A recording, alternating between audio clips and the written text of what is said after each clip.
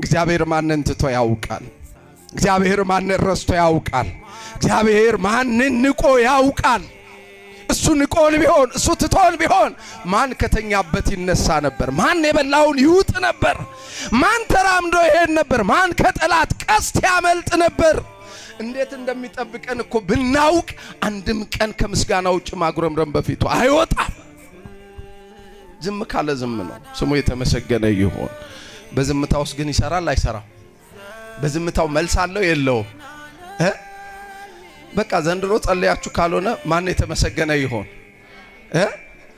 2 ዓመትም ጸልያችሁ ካልሆነ ማን የተመሰገነ ይሁን?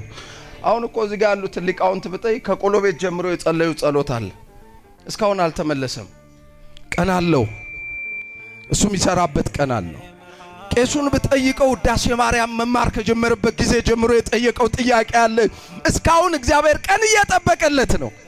ይኸውልህ እግዚአብሔር የሚሰጥ ከሆነ እግዚአብሔር የሚያረጋው ከሆነ ላንቺ ቀኑንም አብሮ ነው የሚሰጠን። ስሙ የተመሰገነ ይሁን። እሞታለሁ ብላችሁ አትፍሩ። ከስጦታ ጋር ዘመን ማን ይጨምራል? አብርሃምን በ100 ዓመት ልጅ ሲሰጠው ምን ያደርግለታል? ቆይ ለአብርሃም ምን ይጠቅመዋል? ስንት ዓመት ሆኖታል? 100 ዓመት ሊሞት ነው አይደለ? እግዚአብሔር ግን ለአብርሃም 75 ዓመትም አብሮ ጨምሯል። ክብር ምስጋና ለስሙ አጠራሩ ይሁን። ጨምሮ መስጠት ያውቃል። አዎ ላይሆን ይችላል አንዳንዴ